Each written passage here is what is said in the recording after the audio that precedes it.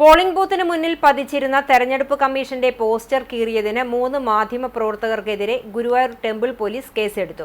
Presiding officer Joby ജോർജിന്റെ പരാതിയിലാണ് temple SHO Vinod വലിയാറ്റൂരിന്റെ നേതൃത്വത്തിൽ പോലീസ് കേസെടുത്തത്. ഗുരുവായൂർ ദേവസ്വം ഇംഗ്ലീഷ് മീഡിയം സ്കൂളിലെ 137 നമ്പർ ബൂത്തിലെ ജനലിൽ പതിച്ചിരുന്ന പോസ്റ്ററാണ് കീറിയത്. രാവിലെ 7 മണിയോടെയാണ് സംഭവം.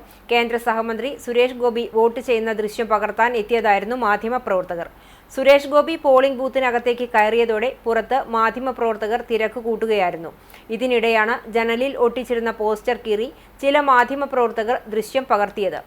പോളിംഗ് ബൂത്തിനകത്ത് ദൃശ്യങ്ങൾ പുറത്തേക്ക് കാണാതിരിക്കാനാണ് പോസ്റ്റർ ഒട്ടിച്ചിരുന്നതെന്ന് തെരഞ്ഞെടുപ്പ് ഡ്യൂട്ടിയിലുണ്ടായിരുന്ന ഉദ്യോഗസ്ഥർ പറഞ്ഞു.